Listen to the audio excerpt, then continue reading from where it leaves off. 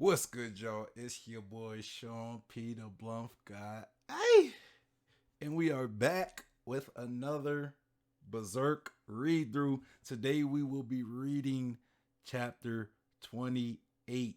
Chronologically, chapter 28. The chapters are weird. I always say this because for all you guys who follow Berserk, y'all might, oh, this is chapter 11 or whatever, like, hey, bro, I'm just going chronologically because it's easier for the content, right? But the name of this chapter is Precious Thing. All right, so for all you guys who are reading the actual books, the illustrations, this is for y'all, right? Precious Things or chapter 28 chronologically. But before we get into the chapter, make sure you guys hit that like button. Also, subscribe, hit that bell for notifications. Make sure you comment down below your thoughts on the chapter, your thoughts on Berserk in general, or your thoughts on the read through. Where do I get it right? Where do I get it wrong? Follow me on Twitch so you can catch me live and you can engage with me in real time to let me know your thoughts on what I'm saying.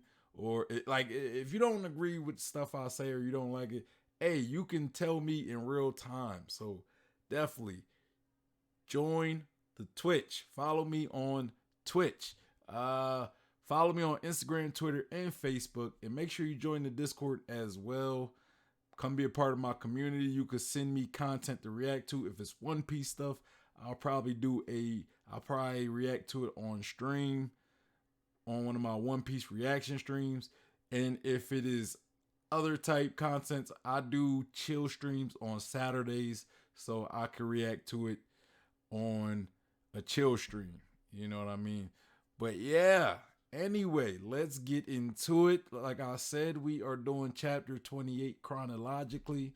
I say that because again, the chapters are all over the place when it comes to the app that I use. And for you guys who read the books, the name of this chapter is Precious Thing. Let's get into it.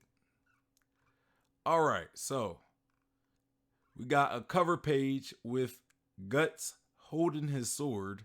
We see his helmet and his forget what you call those, like greaves or something like that. I can't remember what you call them, but they're like to protect your arm. They're like armor for your arms, right? For your forearms. And it's kind of like a glove, like a metal glove, right?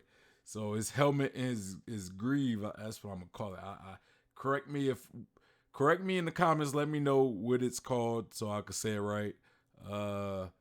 They're sitting on what looks to be like a tomb of somebody. You also see his armor, his chest armor, on to the left of his feet.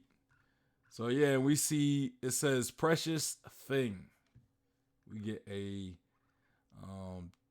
title of the chapter as well.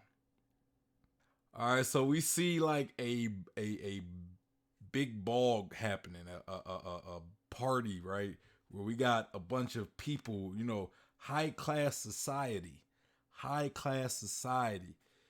balling out, right? They balling out at this dance, at this ball, right? Where they're dancing, the floor seems hella shiny because you can see the people's reflections. There's, trees and stuff. Yeah, it's definitely just like a high class party of the rich, of the who's and the rich and famous. It's like we like I ain't gonna take it there. But yeah, so we see these people dancing. We got a band of musicians playing. They got violins, cellos, all these things. And then we see two silhouettes on the outside of the window, right? And I'm pretty sure this is, Griffith and the princess, kind of like where we left off last chapter with Guts going to see Griffith at the princess's estate. And then while he was walking up these steps and you see this fountain, you see Griffith and the princess come out. So this is continuing from that, right? Where you see Griffith and the princess right by this fountain. All right, so we're right by this fountain, and we got Griffith and the princess. Griffith land that Mac Daddy game. The Mac, he's putting that Mac Daddy on. He like, hey girl, I got an army. You know what I'm saying? I got a whole army behind me. Even though, how many guys are in the band of seven though? Like, how big is it? I wouldn't call it an army, but a small private army, I guess you would call it. But yeah, Griffith like, yeah, girl, you come ride with me and my crew. You know what I'm saying? We the baddest muzz out there. I'm just saying, girl. Come on, baby. You like my flowing hair? It's kind of like your uncle's. Freaking Griffith, man. The princess says, I feel a bit tired. And then we see Griffith giving her that look like, girl, I want to taste you. Yo, Griffith out here, he out here putting that Mac Daddy game on. But so he takes off his cape, right? Griffith starts taking off his cape. Next page. And then he lays his cape on like the edge of the fountain, and he says, please have a seat. Well, Griffith laying that Mac Daddy down, throwing that game. And so she takes a seat on his cape at the edge of the fountain, and she says, thank you. And then Guts is still at the bottom of the steps watching, and he looks, and then he starts walking towards Griffith and the princess. And then you hear somebody behind Guts, and they say, wait. And it's Casca, and she grabs Guts by the shoulder. You know what I'm getting. You know what I'm thinking. You know what I'm thinking about to happen. I feel as though Guts and Casca are about to have a one-on-one. I think this is where it begins. I think this is where it begins, because Casca's going to stop Guts from going to Griffith.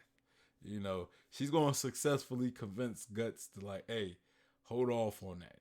Talk to him later.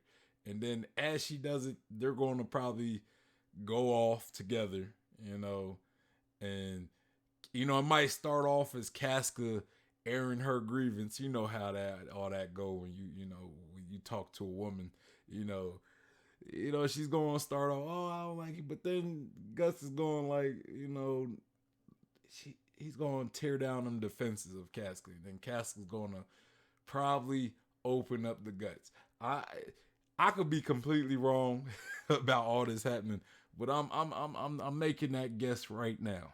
I'm making that guess right now. Yeah.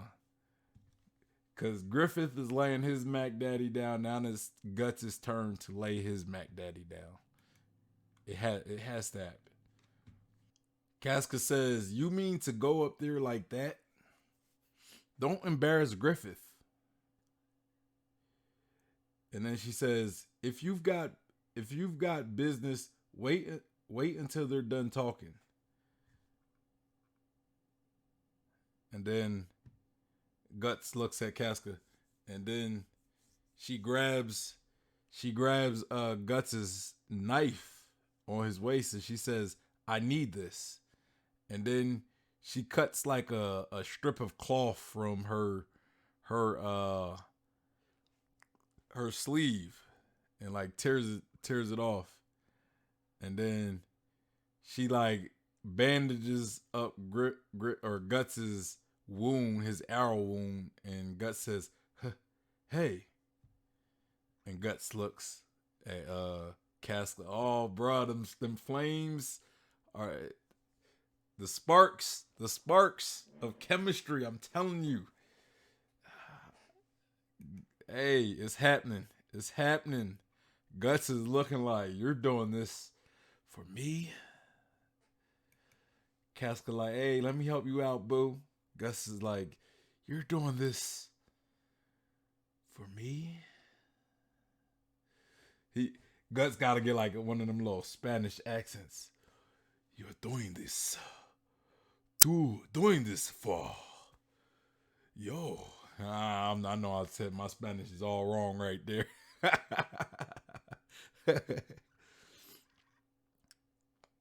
Next page.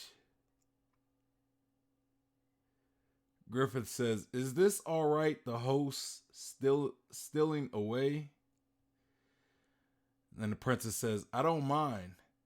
They will all enjoy themselves regardless. I find I dislike these parties. They are just a bother. Besides, in reality, tonight's party is my father's arrangement to divert everyone's attention in the castle. Or in the castle, even but a trifle from the weariness of the war."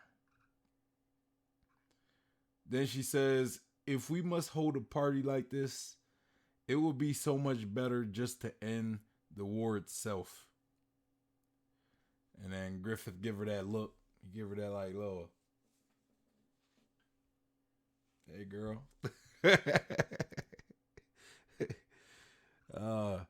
And then we see the reflections of Griffith in the princess, and I think, is it Griffith saying this or is it the princess? I think Griffith says, "Why is it that men enjoy little more than shedding blood?" And then Griffith says, "Your Highness asked that at the hunting ground." So yeah, that was Griffith talking. And then the princess says, "Yes." Like she questions it. And then Griffith says, "It could certainly be that men possess that savage side." That is true. Men are just a bunch of savages. We are just a bunch of savages. If we call it how it is, we are a bunch of savages. We love violence. You know? That's why you got like UFC and boxing, and men love football. Football is pretty violent as well. You know? Men love it. And it's kind of the competitiveness of violence, right? Like you got one guy trying to win or trying to overcome the other. You know what I mean? You know, it's just a thing about competition that just drives us men. You know, like a fight when we got. I don't know if it's necessarily the violence, even though I mean that is part of it, but it's the competitiveness of the violence. It's the winning aspect of it and gaining something. And the violence is just kind of like the sprinkles on top. Because, like, you know, basketball isn't as violent as other sports, but people love basketball because it's competitive, you know. But football is competitive and violent. You know what I mean? Boxing, competitive and violent. UFC, competitive and violent. So Griffith says, "But that is a tool by which they secure and protect a precious thing. I suppose it is a double-edged sword." The princess says, "Precious thing? Like family or a sweetheart?" It is while her eyes light up and she thinks of family or a sweetheart, right? Like she wants to be Griffith's sweetheart. Then Griffith says, "There are some like that." And then he says, "But for a man, perhaps he must come upon one other precious thing before he can obtain those two." And then the princess says, "One other precious thing?"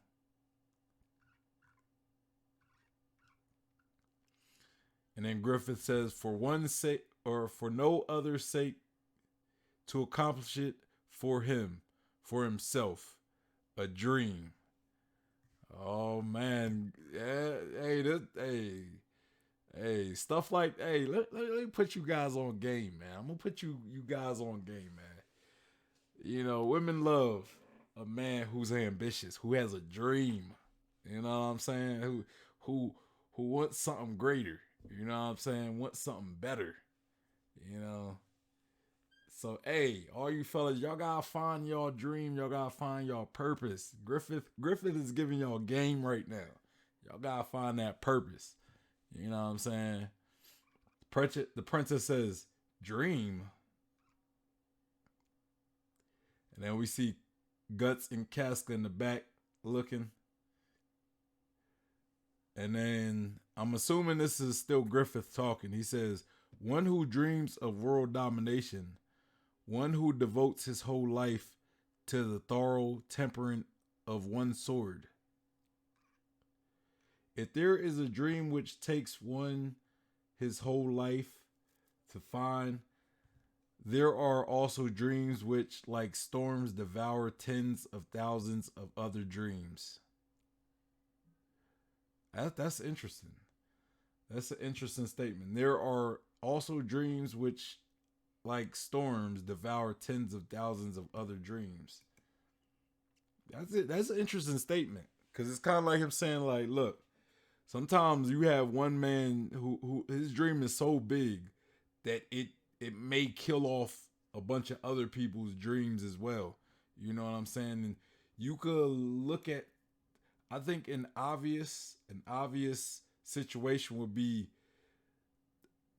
Hitler, right? Hitler and the whole Nazi Germany situation, right?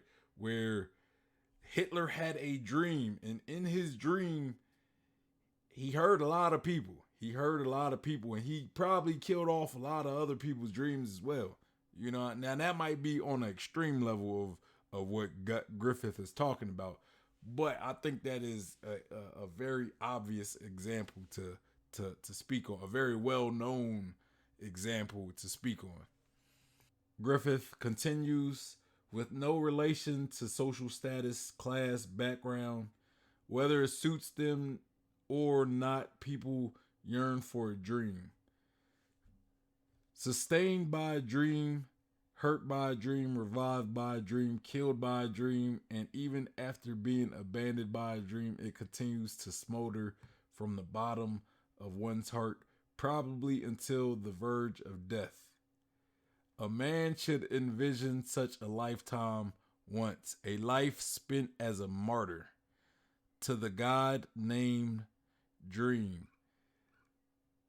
And then we got Guts looking on, listening in, Casca behind him. But you know what this is kind of giving me vibes on? Like, cause like now that I think about it though, he says some people's dreams pretty much swallow up other people's dreams. It's it's a bit of foreshadowing. This is a bit of foreshadowing because you gotta think about Griffith, right? Griffith eventually becomes God Hand. And in order to become God Hand, and I'm not saying that was initially Griffith's dream, but maybe he became God Hand because he believed it would accomplish his dream, right? Because God Hand are kind of like high authoritative figures, and we know that Griffith wants to become a king. You know, you could kind of almost equate God Hand to kings to a degree. Like they're the king of other demons, possibly, or apostles. You know, there's some apostles that are probably in king positions, but apostles are lesser than God Hand, right? So, in order for Griffith to achieve this dream, how many other dreams have he swallowed up? You know, I don't know exactly how Griffith achieved achieved becoming part of God Hand. I know there had to be some level of sacrifice.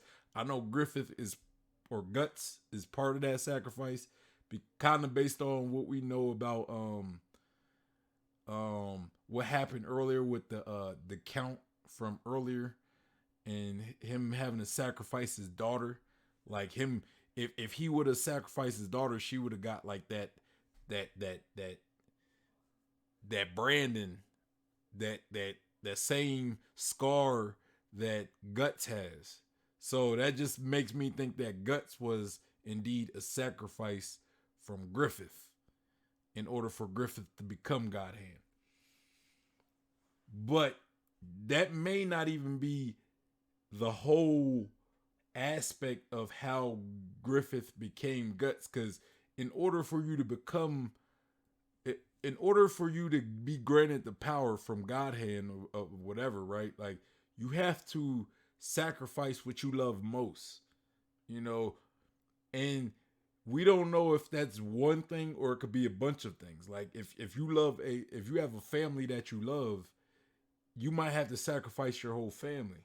So Guts, so maybe Griffith, he had to sacrifice not only Guts but the rest of the band of the Hulk as well. You know what I mean? But what he's saying is just, it's a little chilling though, because it's like he's sitting here saying like he's talking about how dreams might swallow up other dreams, and then we know that Griffith has big major dreams of becoming a king, having his own kingdom, and he eventually becomes God Hand. So he succeeds in some type of manner, I guess you could say. So what did he sacrifice for that, right? Or what other dreams have he sacrificed for that? Griffith says ultimately to be born and to then simply live for no better reason. I can't abide by such a lifestyle. And then that shocks Guts. Like Guts is learning more about Griffith's personality. That might be why he's shocked though. I don't know if it's necessarily him thinking Griffith is like some evil character. And then the princess looks, and Griffith looks in like a confused face, and then he says, "Forgive me, I've chattered on so. It must have been a boring topic for a lady." And then the princess says, "No, bruh." Hey, we getting into it, man. I'm so far I'm liking this chapter just because we're getting more into Griffith's insight, like how Griffith thinks. You know what I'm saying? Because that little speech he gave was very telling to who he is. It was very telling to how he thinks. You know what I mean? He has a dream, and it's like his life dream. You know, like this is probably the most important thing. So he's willing. He seems like with this dream, he's willing to sacrifice if need be. You know what I mean? I don't know if he wants to sacrifice, but he's willing to sacrifice. Griffith says, This is the first time I have ever talked with a man this way." Oh, so this is the princess talking, not Griffith.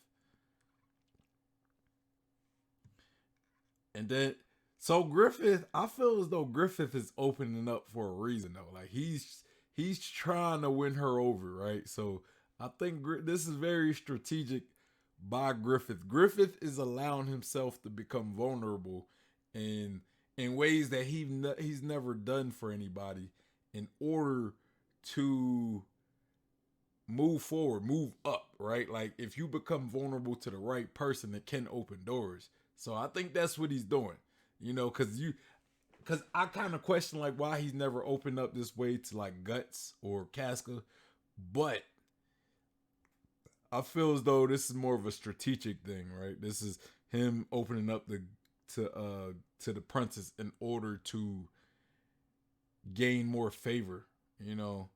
So Griffith's a smart guy. Like I already know Griffith is a smart guy. So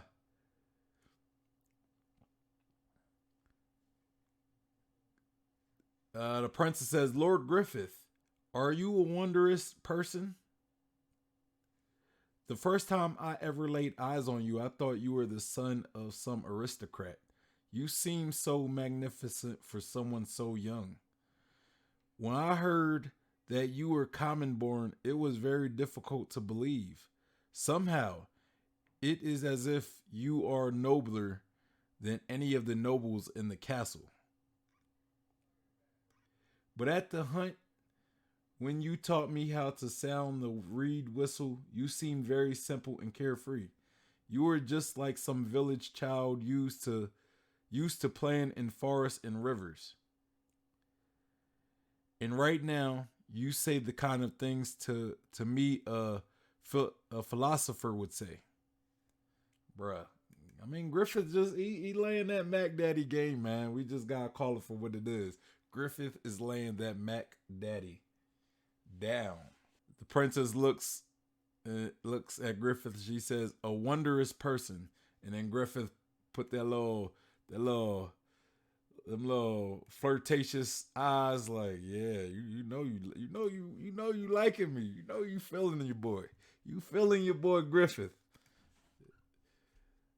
And we see Casca and Guts looking up at Griffith and the princess. And even Casca looks a bit upset. I'm starting to get the idea that Casca always kind of had a thing for Griffith, right? But now she's kind of seeing like Griffith is, he's feeling the princess, or at least to her, he's feeling the princess. Even though I kind of think it's just a move, a power move. What he's doing with the princess, I believe, is a power move. But yeah, like Casca's looking a little upset. Like she kind of liked Griffith, like she always had a crush for Griffith. So she's gonna have to settle for Guts, looks like. And the princess is sitting at the edge of the fountain, and she says, "I imagine all of your friends too must have come so far with you, attracted by that charm." Griffith just, has his head down, and he says, "They are excellent troops. Together we have faced death so many times. They are my valuable comrades, devoting themselves to the dream I envisioned."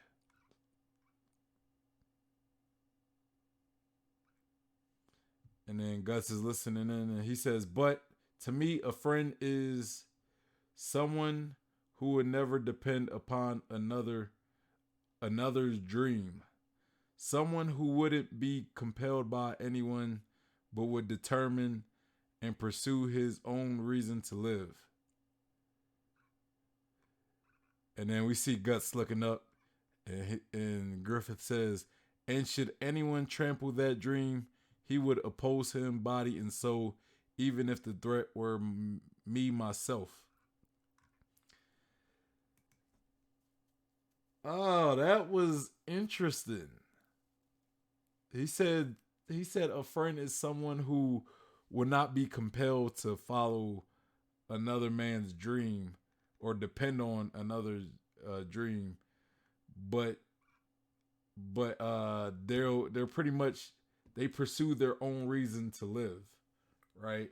And you could say Guts fits that. Like, you could say Guts is compelled by Griffith's dream, but I don't think that's the case. I think that's why I think Griffith, the only person Griffith considers a friend is Guts, because when he met Guts was like rebellious.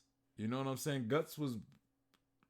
He was willing to kill Griffith, right? That's kind of what attracted Griffith. That's what attracted Guts, or that's what made Griffith attracted to Guts, as far as like wanting to bring him in, because he liked the fact that this man was firm on who he was, right? And yes, you could say much later Guts kind of fell in line where he was like, "Yo, I'll follow you, Griffith," but it was more on his own terms, though.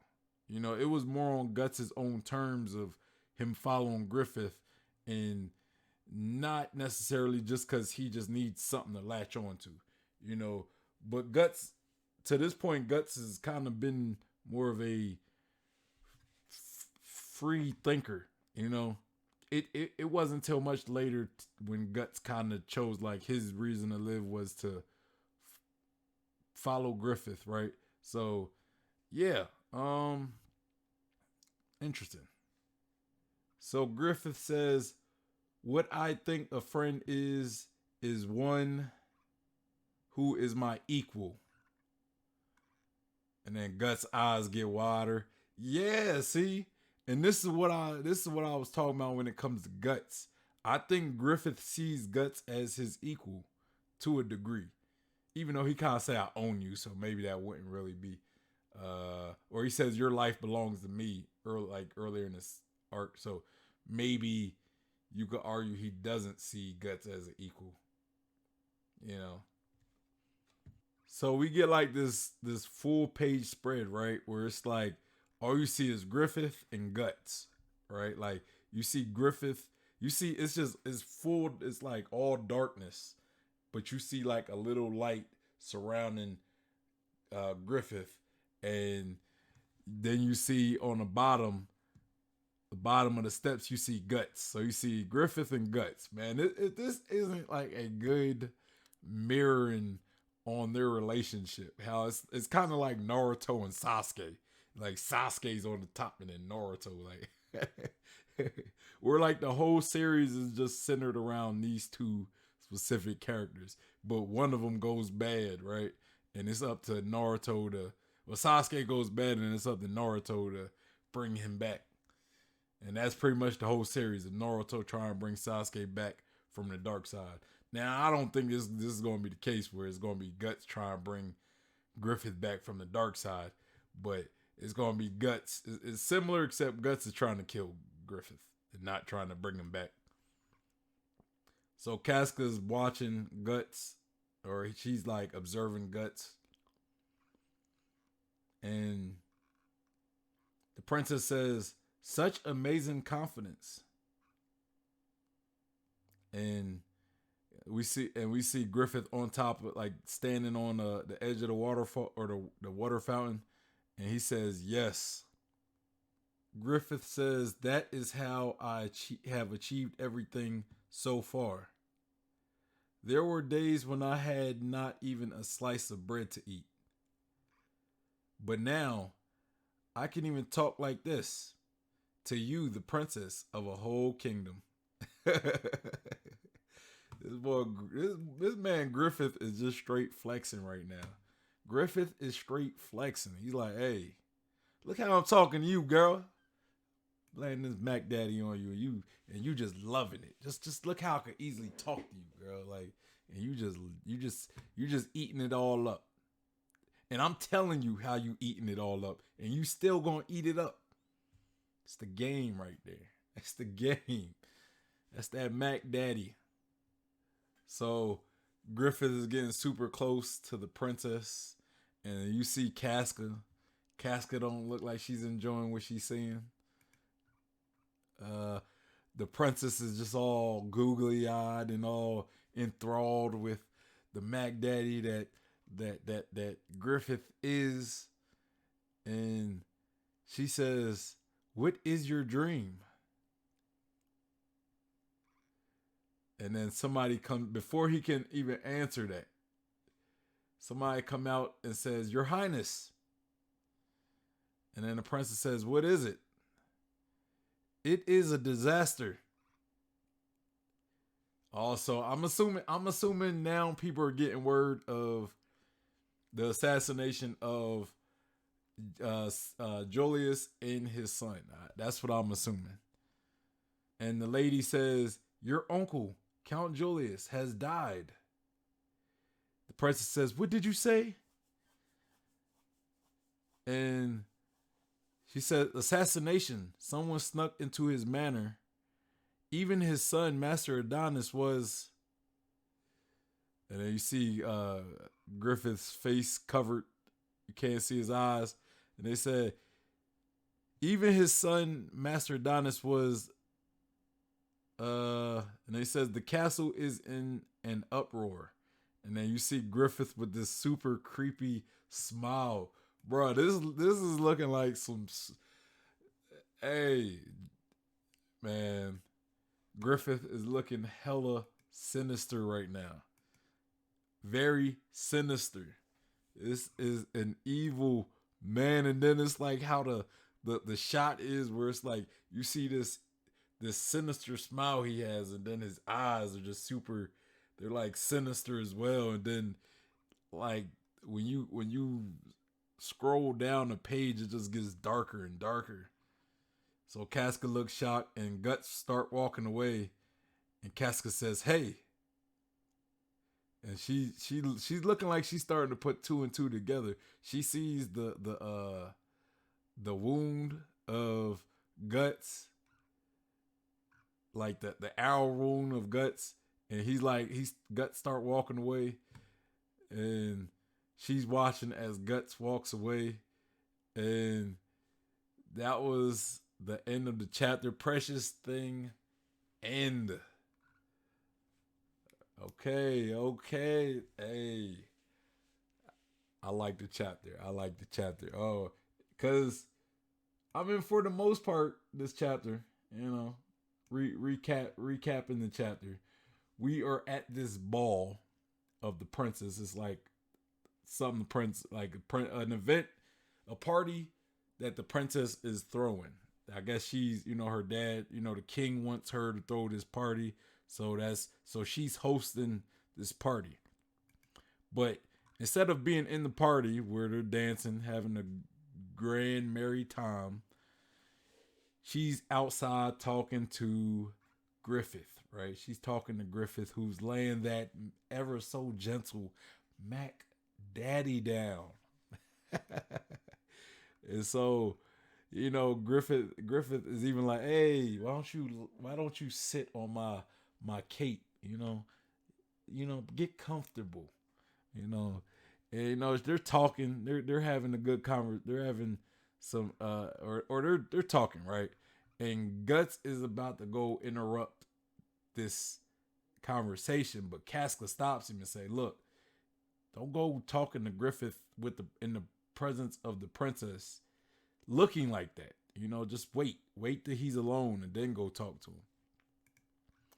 And so she stops Guts, from embarrassing Griffith. And not only that, she bandages Guts up. I'm just saying. Guts putting some Mac Daddy down too. Don't get it twisted. He's putting a little more subtle Mac Daddy down than Griffith is. He's playing more of a long game with Casca. He's just living, and she just, he's doing more of a unintentional Mac Daddy. I'm telling you, but yeah. So Griffith is talking with the princess, and princess is just talking about how impressed she is with Griffith. He seems more nobler than actual noble, so it was kind of surprising that he turns out to be a commoner, right? And then she talks about like his friends, right? Like, like your your friends follow you because your nobleness or whatever. And before she talks about that, she kind of talks about like, hey, men, or Griffith kind of brings up like, hey, remember you talked about how men love violence and stuff, and he says, it's we do this because of a dream. Like, yes, we do this to protect. We have violence to protect people we love, but we also do this for a dream, for ourselves, And then he was saying she brings in his friends, and he also talks about how his friend, what he considers a friend, is somebody who is his equal, right? Somebody who's his equal, somebody who's not reliant on his dream, on following his dream. He even talks about how some dreams swallow up other dreams, which is telling, right? It's a little telling on Griffith and how he perceives things, how he's willing to destroy other dreams in order to live his dream. because he really emphasized his dream. Whatever, he never tells the princess his dream, because before when she asks, like, hey, what's your dream?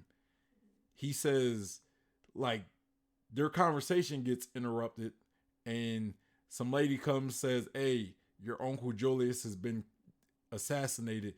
Also, the prince, or not prince, but the Adonis, his son, Julius's son. And so we see this sinister grin of of Griffith, knowing exactly what he did. And in the midst of this news being broken to the princess, Guts starts walking away. And Casca kind of says, like, she looks at the injury, like, and she looks at Griffith and she looks at Guts, and I think she's putting two and two together, and it's like, I see what you guys did. Like, I think I putting things together. Hence why I'm saying it's easy to put two and two together. The Caesar's Julius has been killed, and you see Guts, who looks beat up, like he was just in the scuffle, fighting, possibly assassinating somebody. It's just easy to put two and two together, right? So, yeah, that's how the chapter ends, with Guts pretty much walking away. And yeah, great chapter though. It gave us a lot into the mind of Griffith and how he views people, and it kind of is a bit of foreshadowing, because one thing that is a bit of foreshadowing for me is when he says, a dream, sometimes a man's dream could be so big that it eats other people's dreams as well. So just kind of saying, like, a lot of people won't get to see their dream because you got a man with a bigger dream that is going to pretty much bury these other dreams with whatever happens. And that's kind of telling me, like, Griffith is willing to sacrifice the dreams of his men in order to achieve his dream. So great chapter, really enjoyed it. Make sure you guys hit that like button. Also, subscribe, hit that bell for notifications. Comment down below your thoughts on the chapter, your thoughts on my read through, your thoughts on Berserk in general. Also, follow me on Twitch so you can catch me live and you can engage with me in real time. Follow me on Instagram, Twitter, and Facebook, and join the Discord. Come be a part of the community. We talk Berserk. We talk One Piece. We talk the return of Bleach. We talk Chainsaw Man. We talk all anime and manga and other stuff like music, everything else. So come be a part of the Discord. You can also send me stuff to react to.